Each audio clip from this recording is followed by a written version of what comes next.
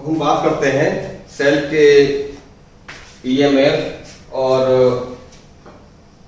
Internal resistance के बारे में। सेल का इंटरनल रेजिस्टेंस क्या होता है, वो किस बात पर डिपेंड करता है। ठीक, तो ये सारी बातें करते हैं। अब मान लीजिए कोई सेल आपका लगा हुआ है उसकी सर्किट के अंदर, ये आपका एक R ओम का रेजिस्टेंस है, ये आपका एक ईएमएफ का सेल है। अब जो रेजिस्टेंस इस सेल का खुद का होगा उसको कहते हैं सेल का इंटरनल रेजिस्टेंस। इसको शो किया जाता है स्मॉल r से। तो स्मॉल r क्या है, इसका मतलब है इंटरनल रेजिस्टेंस ऑफ सेल। ये होता क्या है, ये है resistance offered by the cell in the circuit when current is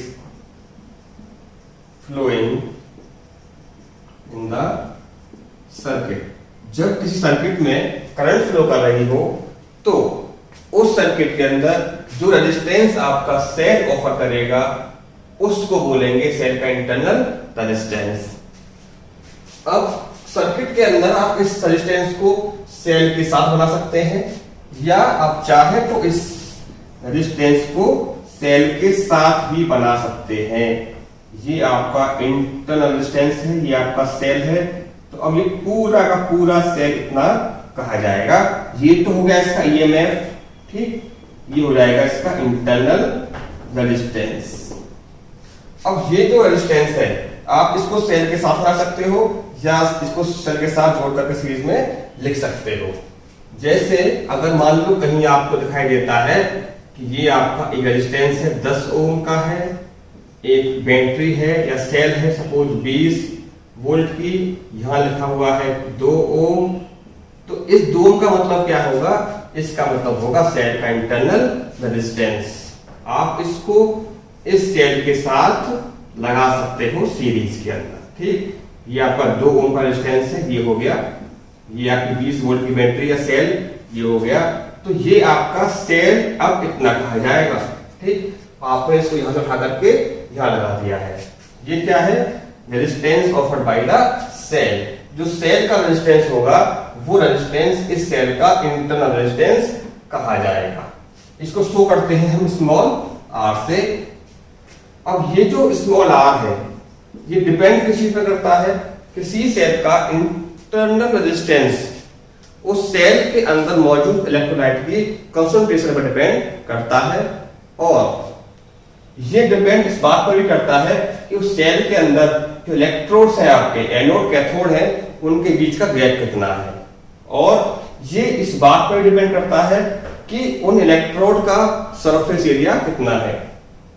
अब कैसे कैसे करता है डिपेंड, यदि किसी सेल का कंसंट्रेशन ज्यादा है, मतलब कंसंट्रेशन ऑफ इलेक्ट्रोलाइट इज ज्यादा है, हैवी है, तो उसका रेजिस्टेंस भी आपका ज्यादा होगा। ठीक, अगर कम है कंसंट्रेशन तो आर भी आपका कम होगा, पहली बात। दूसरी बात, यदि गैप बिटवीन इलेक्ट्रोड्स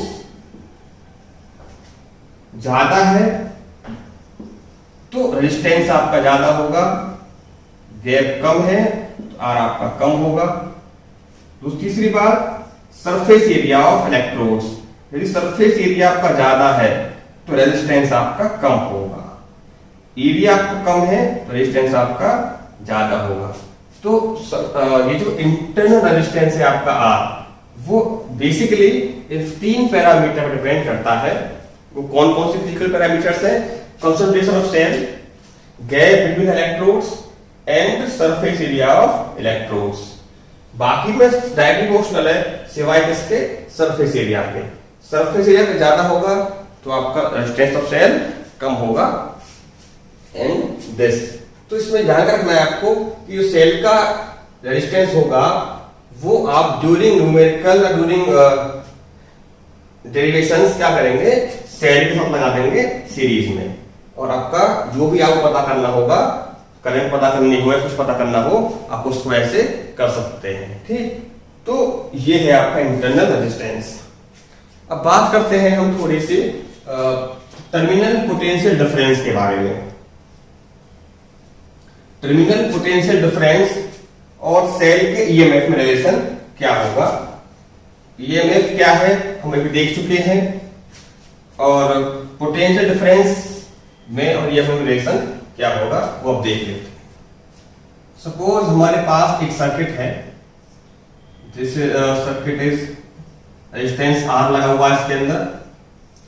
ये आपका एक बैटरी है या सेल है सपोज ईएमएफ की। ये इस सेल का इंटरनल रेजिस्टेंस है R। इसमें आपको करंट फ्लो करना होगा, मान लीजिए I। अब एक बात एज्यूम कर लेते हैं कि इस टर्मिनल्स के बीच में सपोज A और B के बीच का potential difference is V। Current आपका जा रहा है इसमें ऐसे, आराम से फ्लो करंट इसमें कर रहा है। तो V है आपका potential difference between terminals A and B। I current flow कर रहा है इसमें, R इसका रेजिस्टेंस है। तो आप कह सकते हो यहां से कि V इक्वल टू होगा आपका I into R। Suppose it is your first equation. Now अब बात करें पूरे सर्किट की, तो पूरे सर्किट में E आपका मेन सोर्स है। ठीक, तो E यहां पर E काम कर रहा है पोटेंशियल डिफरेंस का, जो सर्किट को एनर्जी प्रोवाइड कर रहा है आपका। ये क्या है, ईएमएफ है। तो E equal to I into R। I तो आपका I है, R क्या बना है कंप्लीट सर्किट का बोथ रेजिस्टेंस R और small r in series because current is same in both resistors. तो सर्किट में जब रेजिस्टेंस सीरीज में होंगे तो दोनों आपस में ऐड हो जाएंगे। तो E equal to IR plus IR। इसका नाम आपने पहले ही सिलेक्ट कर चुके हो, it is V plus I into small r। यहां से आप चाहे तो लिख सकते हैं V equal to E minus IR। ये क्या है, potential difference between A and B। ये क्या है, ईएमएफ ऑफ सेल। R क्या है, internal resistance of cell. I आपका करंट है। तो यहां से मुझको देख के बताइए कि V की वैल्यू बड़ी है कि E की वैल्यू बड़ी है। E में से कुछ घटने के बाद वो बराबर है V के। यहां से मैं कह सकता हूं कि E की वैल्यू मेरी बड़ी है किससे, V से। यहां से कह सकता हूं मैं। क्या E की वैल्यू V के बराबर हो सकती है क्या? अब देखो कब होगी, यदि मैं इसी सर्किट की बात करूं, if I equal to 0 it means no current in circuit. जब इस सर्किट के अंदर कोई करंट फ्लो नहीं कर रहा होगा तो क्या होगा। अब इस I इक्वल टू 0 को V equal to E minus IR put करके देखो आप, तो V equal to E minus 0 into R, V equal to E। यानी कि इस सर्किट के अंदर यदि करंट फ्लो नहीं कर रहा है तो V इक्वल टू E होगा। V आपने क्या एज्यूम किया है, V आपका वो एज्यूम किया हुआ पोटेंशियल डिफरेंस है जो पॉइंट A और पॉइंट B के बीच में है।